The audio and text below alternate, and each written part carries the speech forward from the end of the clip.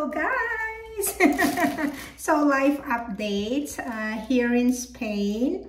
I am almost 1 month already here in Spain. On the 2nd of October, that was when I returned here in Spain. So I have been working for almost a month, guys. So for today's video, I decided to make a video because maybe you miss me. You miss me, right?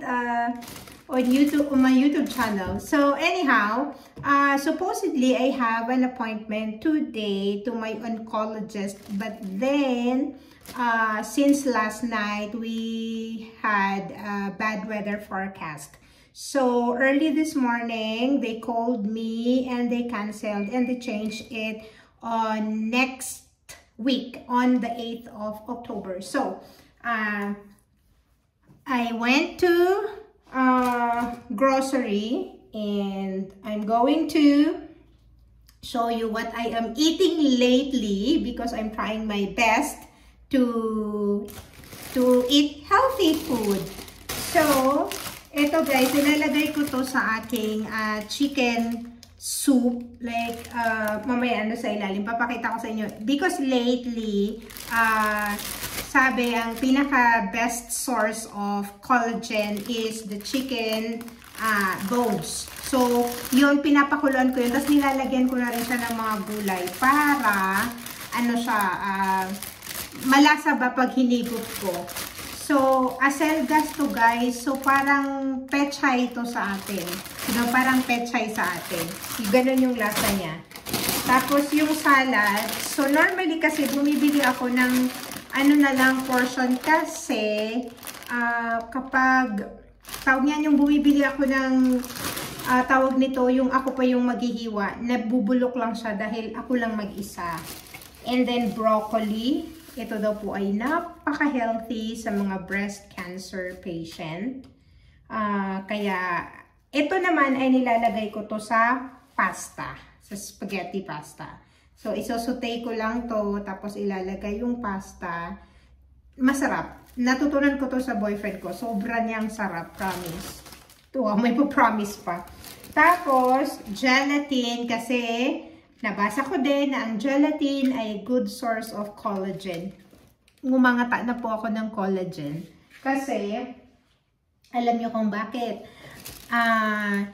Part ng, anong tawag nito? Part ng treatment journey ko. I'm on my 3rd year. Pero napansin ko, yung mga buto ko, yung mga joints ko, sobra na niyang sakit. So, yan po ay dahil 2 years na po akong premenopausal. So, ang babae pala, kapag hindi ka na nagma-monthly period, diba, less na yung mga ano sa katawan natin. So, ako, tinatry ko talaga na gumawa ng paraan para maging healthy. At, syempre, ang ating healthy fat na salmon, I really try to eat this like every week, kahit isa o 2 beses.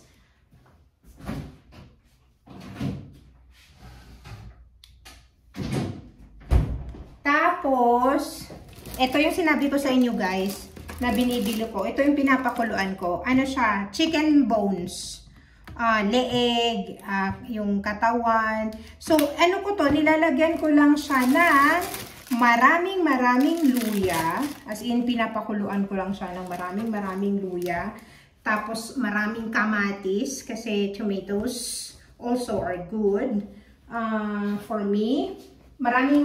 As in, marami talaga. As in, marami talaga. Tapos, sibuyas. Pinakuluan ko siya ng bonggang-bongga. So, ito yung pasta, guys.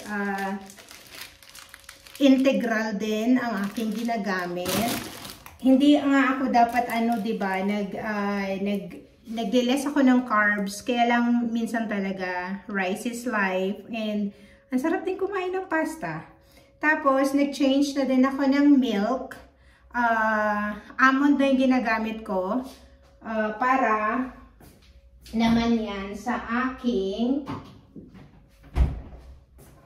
Mayomas kasi hindi daw maganda yung mga kung ano-ano pa. So, lahat na guys ng mga binabasa ko, tinatry ko talaga na maging healthy kasi alam nyo naman, talagang pinipilit ko at gusto ko kasi nag-graduate na po ako. Hugasan muna natin yung mga pinamili nating gulay bago natin ilagay sa ref, sa fridge. So, alam nyo naman guys, ang ating kwento as breast cancer patient, talagang pinipilit ko po na maging healthy sa paraan na, alam mo yon, natural ika nga. Kasi, ang dami kong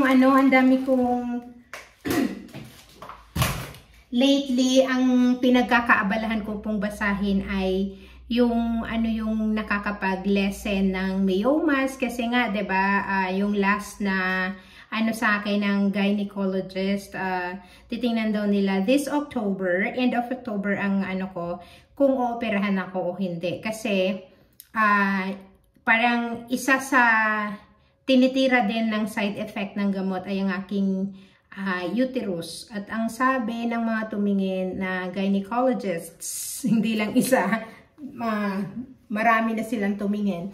Ano po talaga? Ano na daw siya? Nakakalungkot man, pero you know, kung ano yung plan ni God, ano na siya, sobra na niyang damage na siya. Kumbaga, hindi na siya mapapakinabangan. So, ang is removal, ang nila. But then, you know what? I really have faith in God's miracle healing. Like every day, that is my prayers, like touching my belly, that Lord, please, niya na yung miracle power niya sa katawan ko. But of course, you know, I lift everything to God tungkol sa journey ko. But then I'm doing my best as I can na maging healthy po as possible. At so yun lamang po guys, napaisip lang ako kung na-miss nyo ako dito sa YouTube channel. Kung na-miss nyo ako dito sa YouTube channel, I would love to share my life. If I can, I will really try my best na mag-grow po tayo. Kasi parang gusto ko na maging maganda yung, gusto ko i-share sa inyo ang aking life journey to inspire, lalo na kasi maraming nagme-message or yung nagko-comment na, ay Ma'am Cathy, pinanonood kita, na-inspire ako sa mga pinagdaanan mo. So, that gives me more motivation to do and to continue vlogging here on YouTube. And also, I am trying to monetize my Facebook account. So that's all for today, and have a blessed and magnificent Monday, everyone.